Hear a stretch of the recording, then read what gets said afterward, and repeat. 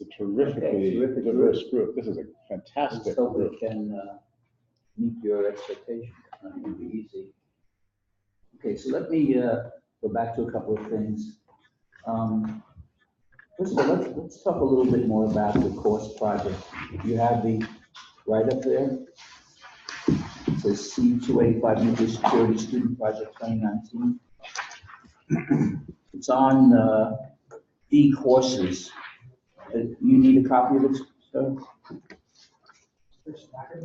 Are there extra copies of that? No. Okay, well, maybe you could share them. I just want to go over some of this this material.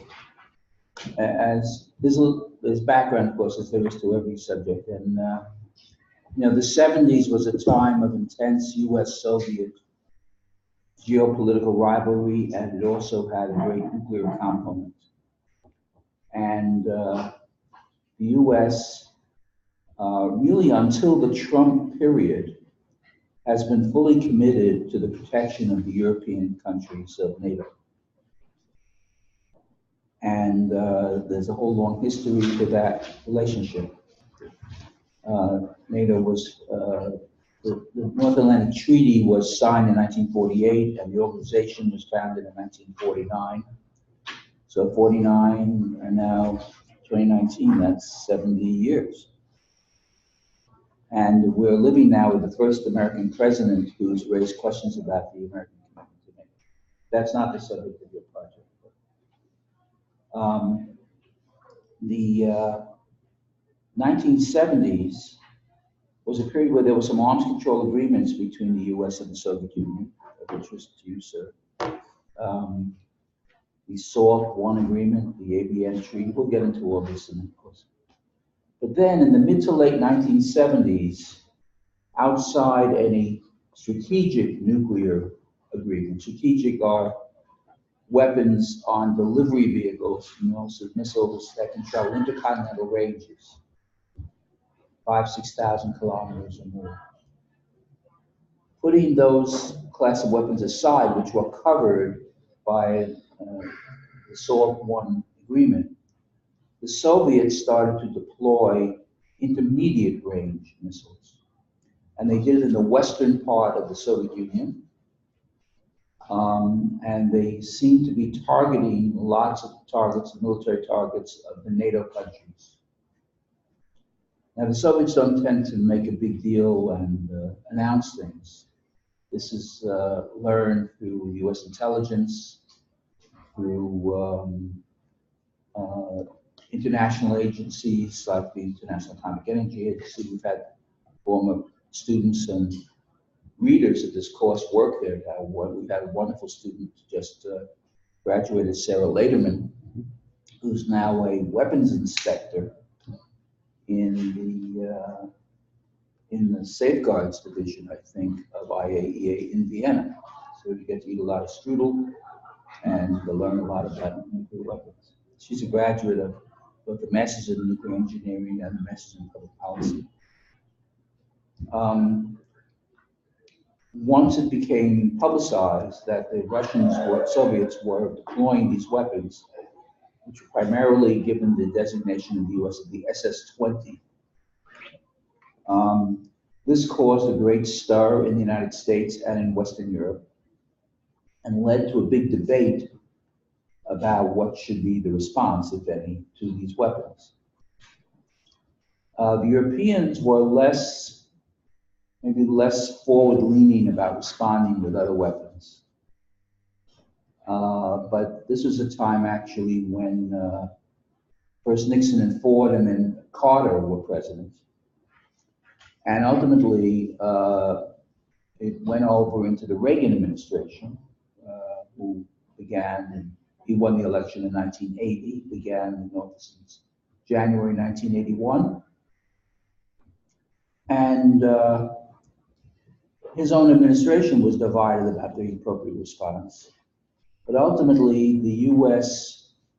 proposed and kind of leaned on the NATO members to accept the deployment of Pershing II intermediate range ballistic missiles, IRBMs, and ground-launched cruise missiles. We'll talk about the differences between ballistic and cruise missiles in the course of the course.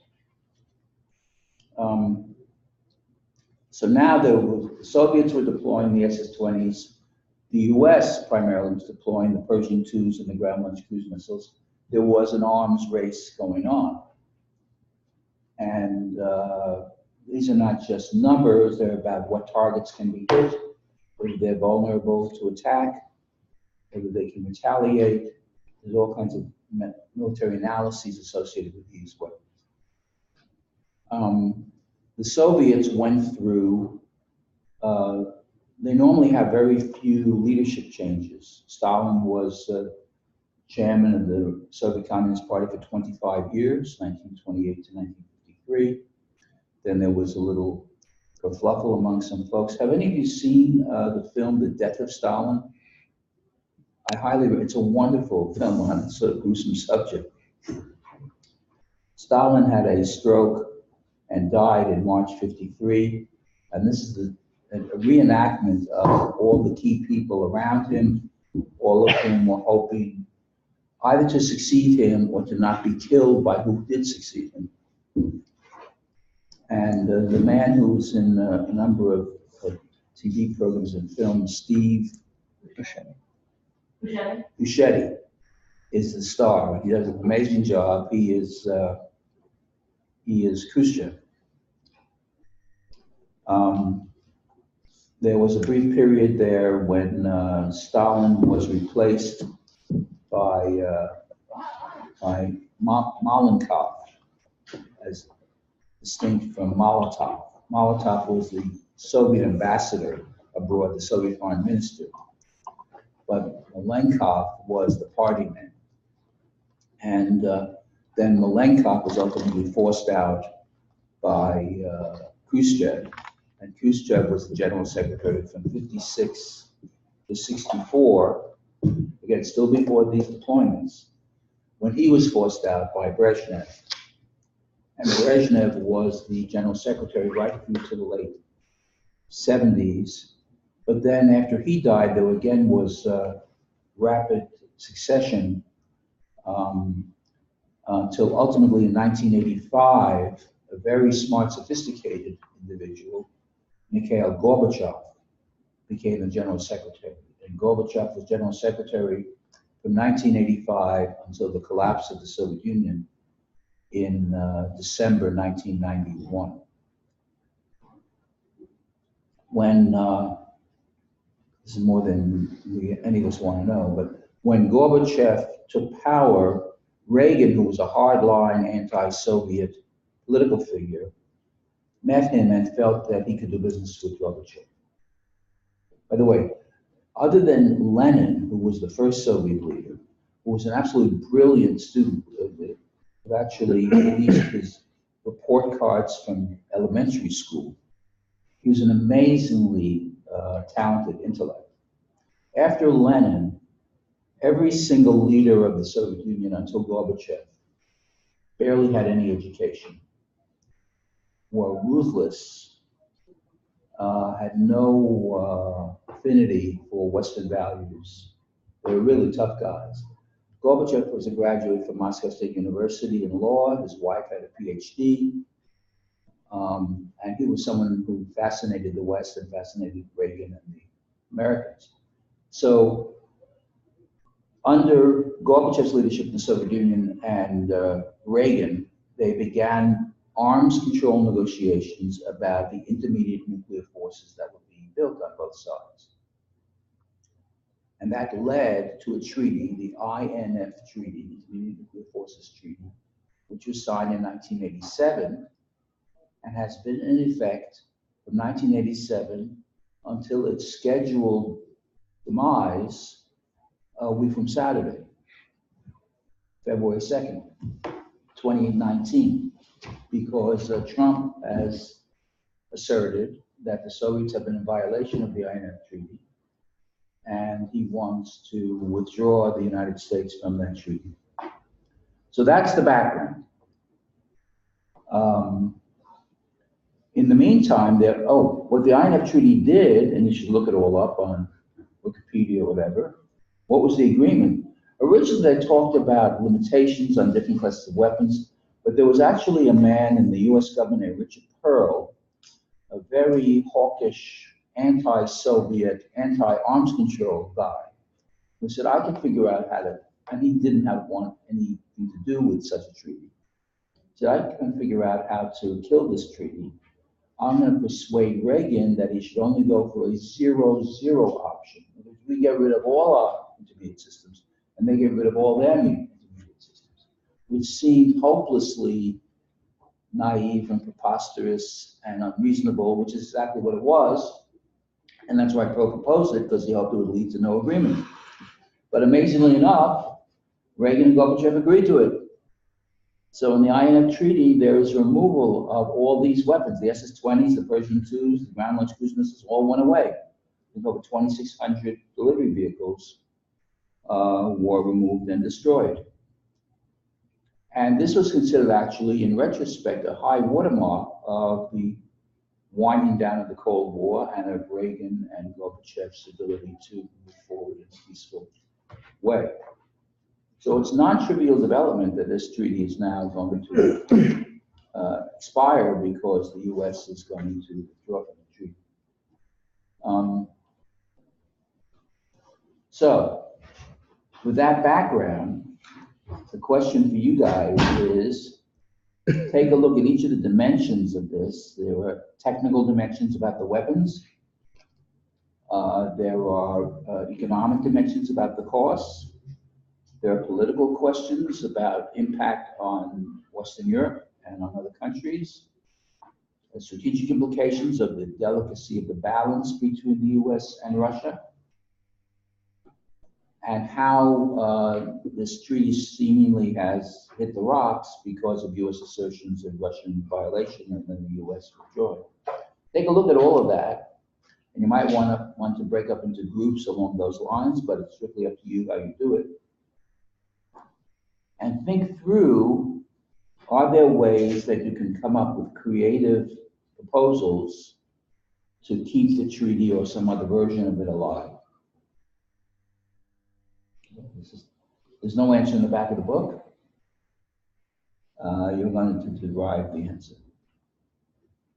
And we have a system of grading, which Eric will explain when he gets back from Washington. One of the problems we have with this group project is the so-called free rider problem. Some people do a lot of the work and others don't, and we don't want those who don't to get the same amount of credit that those who do. So we have some methodology to avoid that. So we'll provide time on some during class time for you to begin to organize yourselves, to break up into groups. We are not appointing a chairperson. It's strictly 28 or 29 students. You have to figure out how you're going to do this. What are the subgroups you're going to develop? Who will be in each group? Who will be the leader of each group? What are they charged to do? And then start to work through research on it, and there'll be, there's a time during class time to discuss things, but also you'll have to meet outside and get into the details of what you're doing. And at some point or other, we have some time set up for some presentations, like midway through, how are you doing? Other points? I think that's a very nice summary of to kick things off. At some point, you should also explain the key readings that you're going to. Yes, I'm going to do that now. Any questions about this? Probably a stunning development for you that you're going to be involved in this. No guidance. We're happy to, of course, actually provide guidance. If you've got questions, issues, sources, topics you think should be discussed or not. We're happy to guide you in any way you'd like, but you're going to have to dig into this first. So first thing, if I were you and didn't even know what the letters INF stood for before I walked into this class, I do some background reading and learn about the treaty.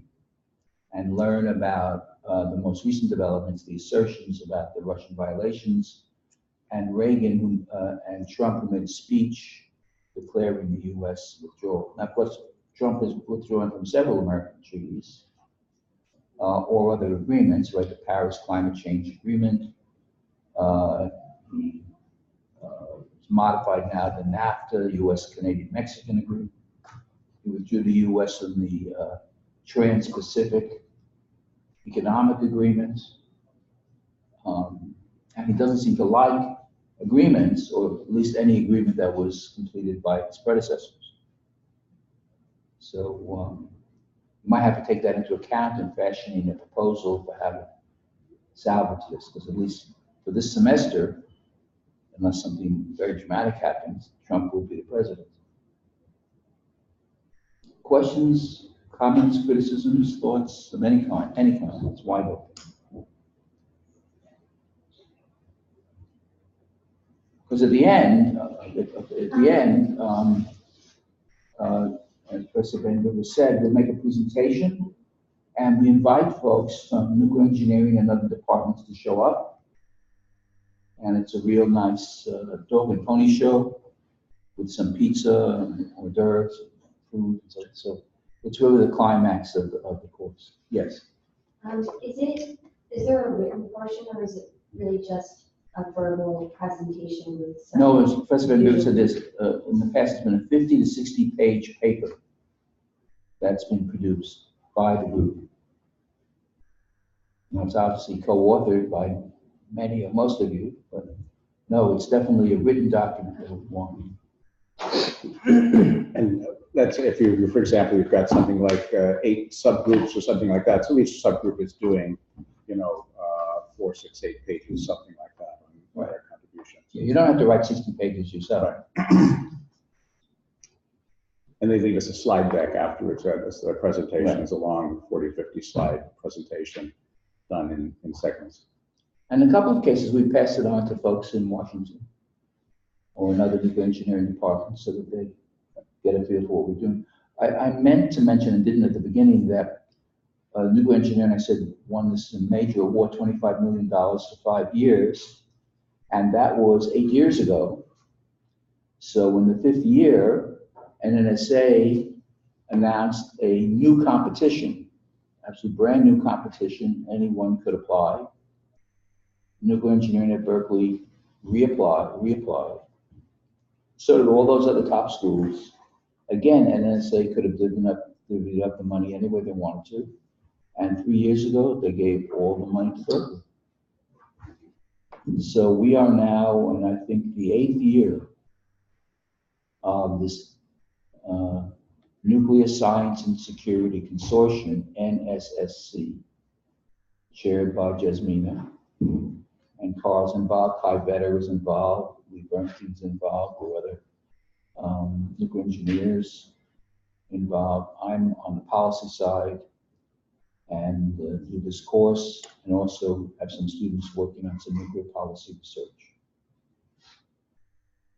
So this course is a direct product of that grant, and will continue at least to the end of the grant, which is I think 2020.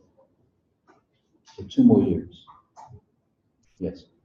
I have a history question. So prior to 1979, when they rolled out the SS-20, presumably Russian ICBMs could still hit Western Europe.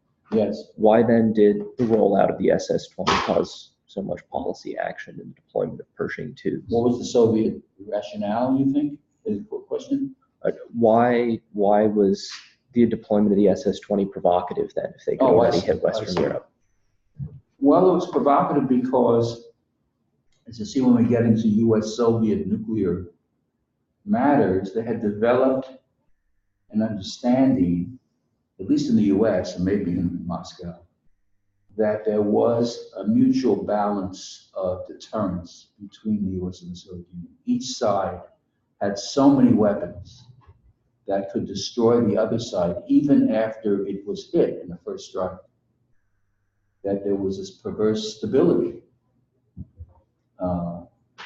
And the deployment of these weapons against European targets meant, at least in the United States, that perhaps they were thinking of striking European targets first, and we wouldn't have an adequate response, because if they had nuclear weapons to attack NATO military bases at Incirlik in Turkey, it would seem implausible that the US response would be a nuclear attack on Moscow. There was an asymmetry there. And a lot of the weapons are about their use for coercion and for political purposes, not to be used. So this was viewed as a very clever and alarming development in the US. It led to all kinds of debates. There were demonstrations for and against the deployment of the US weapons, the Pershing IIs and the Glickens. There were major, just like you see now, the women marches against Trump. There were marches against Pershing IIs and Glickens.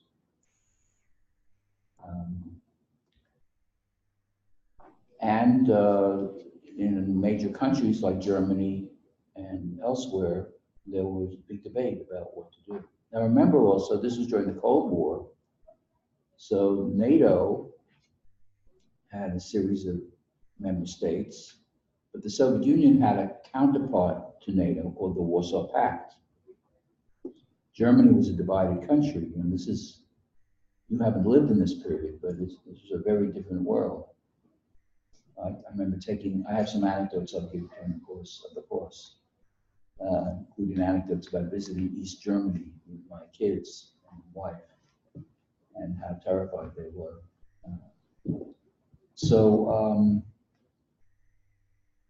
There were lots of issues here behind the deployment and why the U.S. felt the need to respond. Part of the context that you're going to be doing this exercise under, I mean, no one wants to see people walk away from treaties which have served us well for many years, but the landscape, in fact, has changed dramatically from the peace dividend days of the early 1990s. Someone talked about working with Brad Roberts in the back there.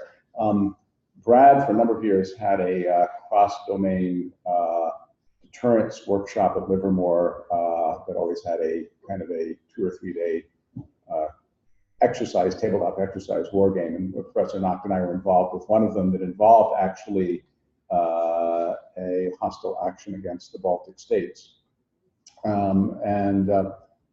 It was actually scared the pants off me. In fact, the Russians and the Chinese have developed a whole suite of tactical nuclear weapons that give them a great deal more flexibility than we currently have, air-to-air, air-to-ground, ground-to-air, and so forth. And they seem inclined to use them. They also now have a doctrine in place called Escalate To Deescalate, which is the idea is that in a very brief conflict, you can ratchet up the cost to shock the opponent to the degree where they will accept the truth on the ground and completely recalibrate your position to put an end to the conflict there as well.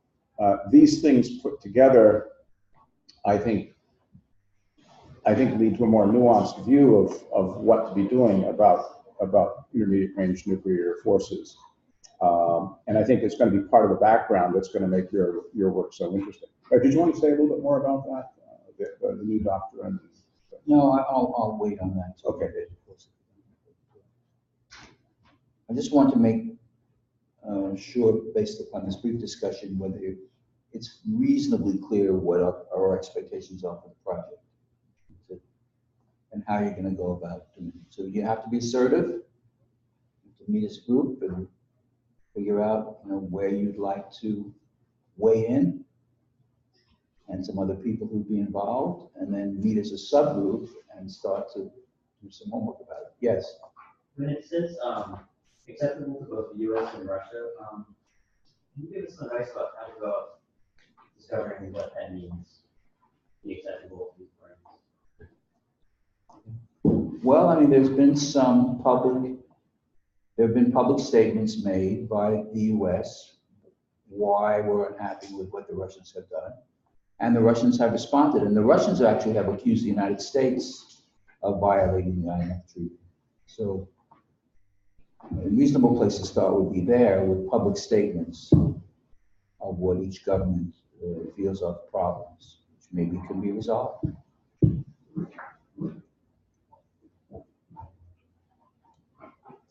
One of the things we learned a year ago is that the people who sat in the very back tend to be a little bit disconnected from the class. I think what we should probably attempt to do is make the rectangular shaped arrangement larger such that everybody can be at the table. We'll see what we can do there. So to keep people completely enfranchised. More customers than anticipated. Yeah, that's wonderful. Well, then let me say a couple of words before turning it back over to Carl about the policy side of the course and the readings for the course. So there are no homeworks for the policy side. There are reading assignments from parts of 4 books. And there will be some additional readings that we'll assign, and if I can get them, or we'll give you a link to get them. Initially, I'm going to present a brief chronology of the development of atomic weapons from the last part of the 19th century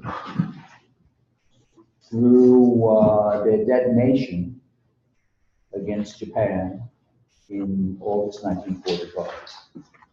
And I'll discuss some of the features of that chronology. I mean, on the material I can begin with if we have time, except for you. But after that, I'm going to turn to the material in 4 books. The first book is by Fred Kaplan called The Wizards of Armageddon. Actually, I was teaching in Cambridge, Mass. when he was a graduate student at MIT, and he was a very talented fellow. He's a PhD in political science from MIT, but became largely a journalist in the security area. And he's written this major book on development of nuclear weapons and nuclear strategy, primarily in the US. He's written on cyber, he's written on terrorism, and he writes beautifully. And I think you'll find it a fascinating book to read. I'm not going to repeat what's in the book, but I'm going to be discussing topics that he raises. The second book is by Brad Roberts. Brad is a colleague of mine. We served together in the Obama administration. He was the Deputy Assistant Secretary of Defense for Nuclear Weapons and Missile Defense. I was the Assistant Secretary of Defense for Global Strategic Affairs, which included his group. And Brad became, Obama had a keen desire to get rid of nuclear weapons, to begin the process of getting rid of them.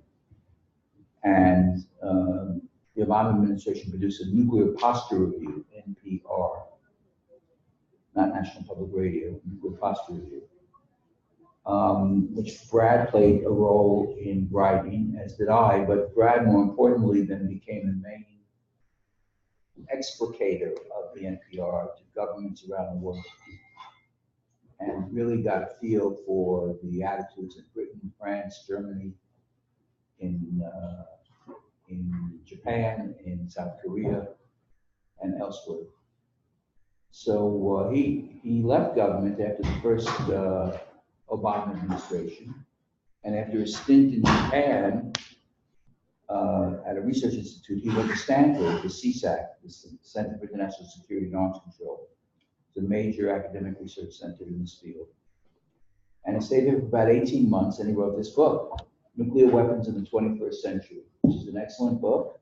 You may or may not agree with aspects of it, but there's a lot of detail in here, there's a lot of nuanced analysis. And then a few years ago, he left CSAC and became the head of something called the Center for Global Security Research at the Lawrence Livermore National Lab. So this is the second book. This is really on modern aspects of US policy on nuclear weapons. The third book I didn't bring gets into the proliferation issue. You know, Americans have talked about the great powers, and everybody else is a proliferator. So this has included countries that have acquired weapons immediately after the Soviet Union. That would be Britain and France and China.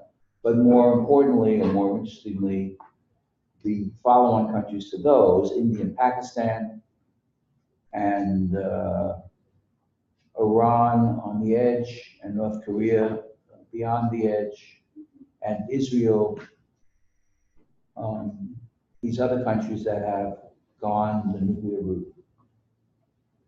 So a very smart fellow, a former graduate student at Stanford, named Vipin Narang, he's now a faculty member at MIT. He's written a very interesting book on a whole framework how to think about nuclear proliferation. And there are aspects of that book we're going to ask you to read. That's the third book. So Kaplan, Roberts, Narang. And then the fourth book is more of a storytelling book, some of which you don't have to bother with. In the Obama years, there was, of course, extensive negotiation with the Iranians leading to the US-Iranian agreement. And there were many efforts thwarted that didn't go anywhere with the North Koreans. A key individual in both those efforts was a woman named Wendy Sherman, who actually has a degree in social work. Then got in, she's all acquired this on-the-job training. And she writes a very interesting book on what it's like to be a negotiator at these top level negotiations. So there's a lot of material in there on the life of a negotiator, which is different from all these other books. So those are the four books: Kaplan, Roberts, Narang, and Wendy Sherman. And there are a few other articles and so forth we'll sprinkle out to give to you as well. The way I do my lecturing is I lecture on the topics, but don't repeat most of the material in the book. Occasionally I do, but not most of the time. But we raise issues and have discussion about the topics. And by the way, I'd say another thing which you didn't mention is it's important to be verbally active in the class. This is a course where you learn by speaking as much as by reading and analyzing. So don't be one of these people who's in the back and walking, can't remember your name, and everything is silent. That's not a path to success in this class. So oral participation is very valuable. We'll get to know all of you, and we'll be judging how you're doing based on your verbal contributions to the class. So in order to do that, you have to have read the material before and be ready with questions and comments, criticisms, and so forth.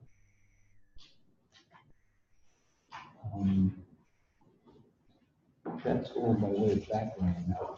Right. Okay.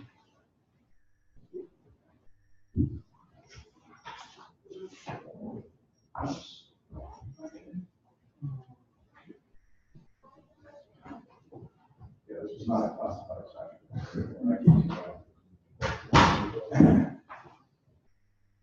So Carl, I have a chronology I could say something about. Maybe you'd like to No, do a why don't little you bit of technical work. start with the chronology. That's Start with fine. chronology? Okay. And I'm going to begin with this chronology, just the first piece of it. And this is on the John B courses, right? Right. And we have it up here. Yeah.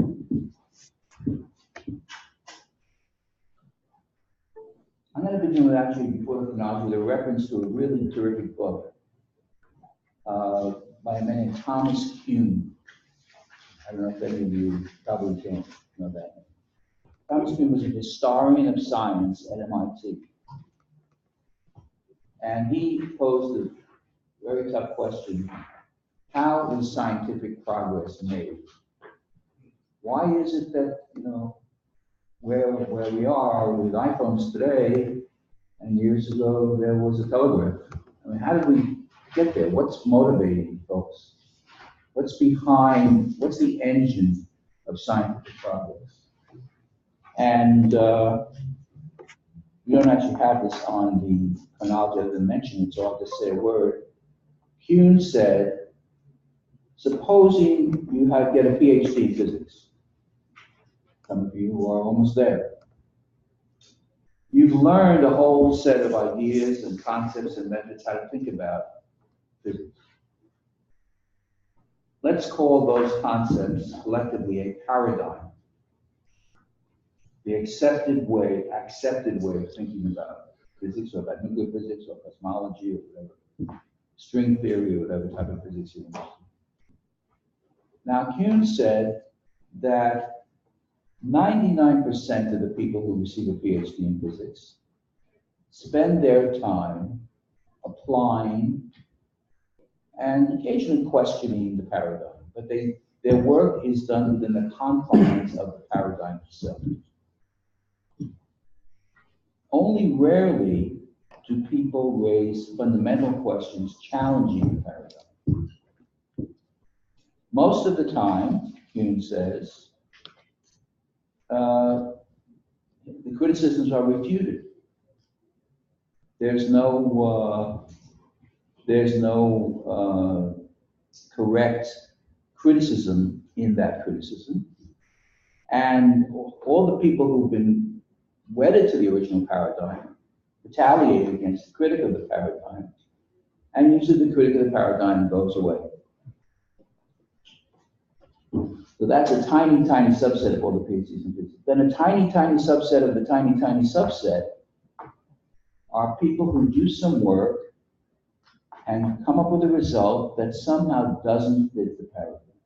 The paradigm just doesn't explain the answer that they got. And they publish a report or a paper and they give a talk at a meeting. And people say, well, that's because you forgot about this, and we have to correct you over here. You know, they find a way to include this new development within the paradigm.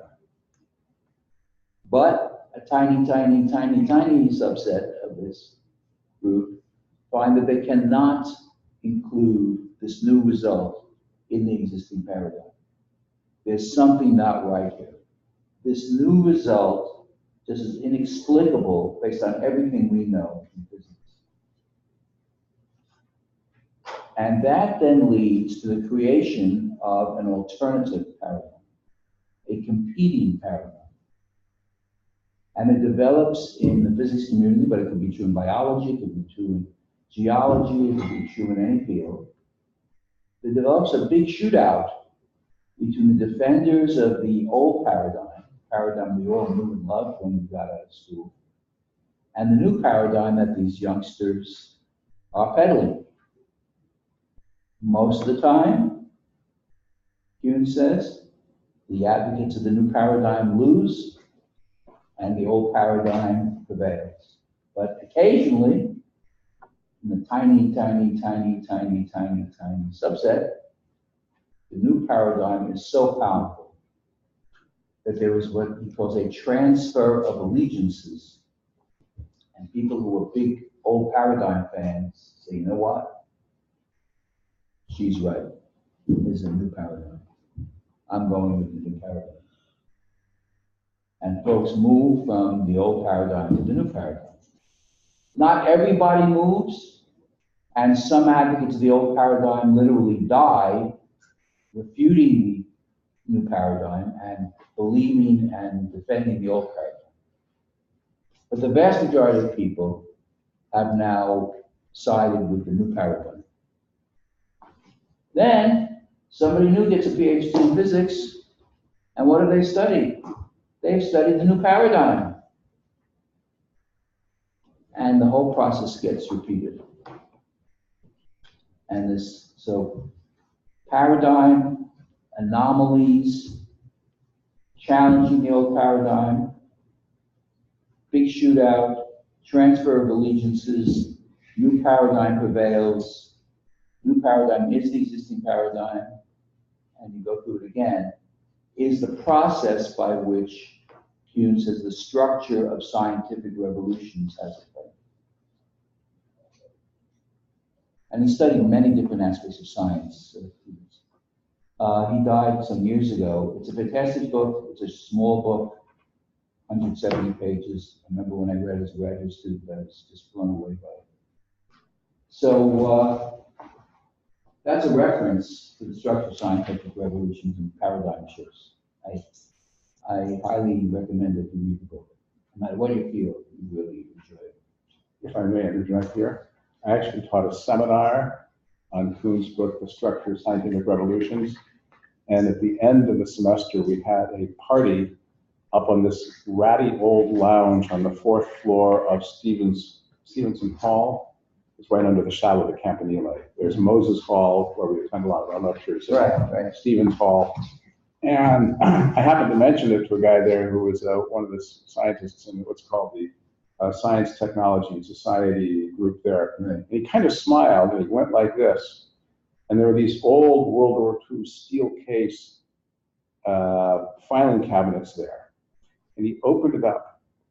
He says, "You don't realize it." He said, "But just before he went to MIT, Thomas Kuhn wrote the book in this room." Really? And here were these folders that were 50 years old and these little 8mm tapes where he had done interviews with people who were still alive at the time. Niels Bohr. You know, there was Erwin Schrödinger, Lawrence. I mean, it was unbelievable. It was all there, and the transcripts all typed out on vellum, and it made the hair on your arms stand up. It was just go up there to the 4th floor of this lounge in Stevens Hall, and that's where Kuhn wrote the book before going to MIT. Yes. But where are these tapes? Where can we see the film? These are audio tapes, but they're actually in the steel case. Now, the thing is, you don't have a piece of equipment that can listen to them, and they're falling apart, but they're there. And the thing that's shocking to me is that the university has not, they tried to say give them to the Doe Library, and they said, look, this is a treasure, take them and protect them, and they basically said, no, we don't want them. Now, the American Institute of Physics digitized everything. So it is protected, but in fact, the stuff that he typed on with his own fingers. Yeah, so where do we get the digitized content? I'll find out for you. But the American Institute of Physics has literally everything, and he did hundreds of interviews with all the great people in the world who were kind of the patriarchs of 20th century physics. Wow, that's amazing stuff. Yeah. Should I turn it over to you for some technical introduction? Let me, while we're in the business of background, I wanted to tell you to do, I would show you, there's one thing you should see for sheer pleasure, and it will tell you a lot about the part of what you're going to hear about in terms of development of the U.S. nuclear weapons program. There's a documentary that you can get on YouTube free. It's about an hour and a half, called The Day After Trinity. It was done in 1980. In my estimation, and I'm not alone in this, it's the best scientific documentary ever done. It's a very thrilling history. Trinity was the name of the first atom bomb test in Alamogordo, New Mexico on July 16th, 1945. Was the culmination of the Manhattan Project. The prime movers of this were all Berkeley professors. There was, J. Robert Oppenheimer, a very complex man, brilliant, but in many ways flawed man. Edward Teller, the founder of the lab I worked for, who ended up being kind of personal arch rivals and arch enemies with Oppenheimer. Ernest Lawrence, after whom 2 laboratories are named. And it describes Oppenheimer's upbringing in a very upper class, sort of very elite, well-educated Jewish family in New York City in the early 1900s. I think he was born in 1902 or 1904. Brilliant man, brilliant student, had no interest in anything having to do with current affairs. He learned languages like that. He knew Sanskrit, and he knew Urdu, and he knew French, and he knew German, Russian. He'd pick up languages within a week or two, and he would read Sanskrit poetry. Studied in Germany, England and Germany in the 1920s, and he learned the new physics when quantum mechanics had just, burst onto the scene. came back to the United States, and all of a sudden one day was shocked, with the rise of National Socialism in Germany. And all of a sudden he said, things are getting out of hand. Serious people need to do something. And it described how the whole machinery got rolling. Einstein's letter to President Roosevelt saying what the Germans might be up to, and that the fact that the U.S. should begin a crash program to develop They talked about the splitting of the atom in December of 1938 by Hahn and Strassmann in Germany, and showed how this whole thing, whole cloth, in a matter of months, with untold sums of money, came to be, with this very ethereal, guy, all of a sudden became the master project manager, the master director. I mean, it's an unbelievable story. You couldn't make it up. And they just went up and sort of plowed down the top of a mountain in New Mexico, which is now Los Alamos. It was Los Alamos Boys School, and they basically kicked all these kids out of there and set up this shanty town. Literally within months, there were hundreds or thousands of these little ratty shacks and laboratories and cyclotrons and critical piles and so forth. And in literally less than 36 months, they did the job. And then they talked about the first deployment of these weapons and the aftermath and so forth. It's a great film, and I think it'll get you into the spirit of things. So just go to YouTube tonight and watch it. And okay, let's see. Should I? Yeah, I think you should. Okay, in a few minutes, let me get started. I'll get back to the chronology next Monday. Give me this thing here. All right. See if I can find it actually here. All right.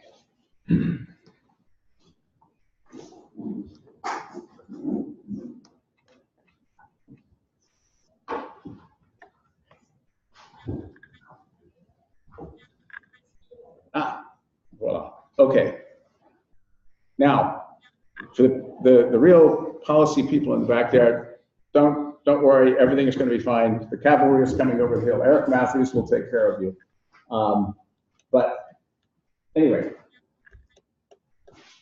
Oh, one other thing here. One of the things I am going to put up there is the notes typed out on an old War Department typewriter in the original form by Robert Serber, who was another Berkeley faculty member. He was actually a graduate student of Oppenheimer's at the time.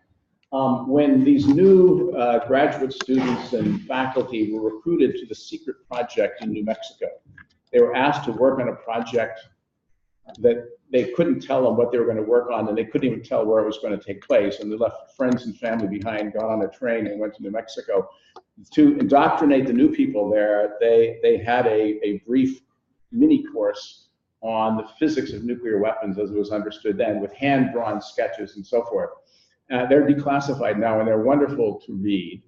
You may not say, okay, I don't need to understand all this stuff, but you can rub your hand on it and tell your children and grandchildren you actually touched the Los Alamos primer. So that's a very interesting document. There's the day after Trinity. That's Oppenheimer himself. By the way, the guy who created it is a professor of journalism here at Cal, still active, John Elza. And I did not know that until recently. He was actually one of our own faculty members. Okay. All right. Energy. So we have different types of energy. We have energy of motion, stored energy, which we call potential energy. You can store energy lots of different ways. What are some of the ways you can store energy? Gravitational, right? A battery. It can be stored chemically. If I have liquid hydrogen, liquid oxygen, there's potential energy there that can be released and so forth. Thermal energy. Friction, I can turn work into heat, and then there's actual what we call work, which is what you do to actually either drive a system, pump up a system. Power is energy divided by time. Okay, mostly in high school and in your early college years, you're going to work in what's called Mks units, meters, kilograms, seconds. The key lesson here is if you always work consistently within one set of units, everything is going to be peachy. But when you start mixing units, things go off the rails very quickly and very badly. But if you work within a system of units. So I point out here that lifting a car a quarter of a football field is 250,000 joules. I'll show you a brief movie in just a second here. I think it'll be kind of fun there. Power is energy expended or energy transferred per second per unit time. Typical iron for ironing your shirts is about a kilowatt. People don't do that anymore. My mother gave me an iron when I went to college and I never used it. That was the end of the iron. You just washed them and hung them up. Now, the only thing I want to mention here is MKS is fine. When we talk about atoms and we talk about nuclei, we use a little bit of a different language. The language we use is electron volts. When we talk about atoms, the currency tends to be electron volts. When we talk about atomic nuclei, the more convenient language, for reasons we're about to see, is in mega electron volts, million electron volts. Electron volt is simply if I let an electron go between a parallel plate capacitor from the negative side to the positive side, it'll accelerate. And by the time it gets to the other electrode, it's picked up 1 EV of kinetic energy. This is all you need to know. What I'm going to do liberally throughout the notes is give you cookbooks. 19 orders of magnitude. 1 joule is 10 to the 19th EV. 1 EV is 10 to the minus 19 joule. And all of these things are going to be up in B courses within the hour, so it will be there for you. Okay. Now, here's the whole thing about why we're having this course evolve. Why nuclear weapons are not just simply an extension of everything we've done since the crossbow. It was so totally different and remains so totally different from any other weapon we have that it causes a lot of complexities, political, moral, and so forth. And this is the whole kernel of it right here. Typical chemical reactions are measured in basically electron volts. So for example, the burning hydrogen and oxygen to make water, to produce 2 molecules of water releases 6 electron volts of energy. On the other hand, if I take a very fundamental, very simple nuclear reaction, I take a deuterium nucleus and a tritium nucleus, I get out 18 mega electron volts. Okay, so it's 3 million times more energy release. And there's this enormous chasm between everything down here, chemical reactions and nuclear reactions up here. And the military types like to say, gee, it would be awfully nice to have something in the middle that would be more readily usable, for which it would be effective, and yet there would not be such a taboo against using it. So physicists, could you give us something here in the middle? And it turns out the thing in the middle doesn't exist. Either you're dealing with, the high explosives of World War I, or you're bringing down the big hammer that has only been used twice in anger and hopefully will not be used again. Where you're measuring things in kilotons or megatons of energy. Just for fun, let me show you an interesting. This is kind of interesting. At Livermore, some of you may have seen this. This is called the National Ignition Facility. It's the biggest laser in the world. And it uses 192 laser beams to compress little pellets about the size of a pea containing frozen deuterium and tritium to create thermonuclear reactions. It has not achieved unit gain yet, but it's making little by little by little progress.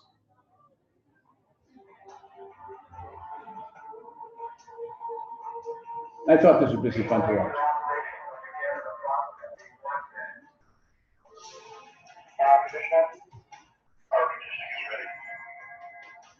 Control. Engineer.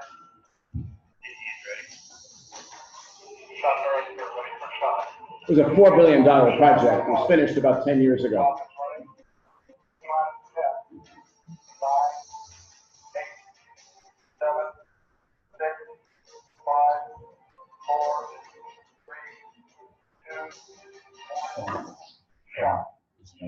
Yeah. Okay. So I will leave it for you to see the other link. And we're going to continue talking about energy next time, but I've gotten a 5-minute head start here. How do we get the required readings? Like, are we gonna need to read the whole book? Are you gonna give us Sections of the book, it's all on the syllabus. How do we get those? Buy them at the bookstore, get them from Amazon, So we buy the program. buy the books.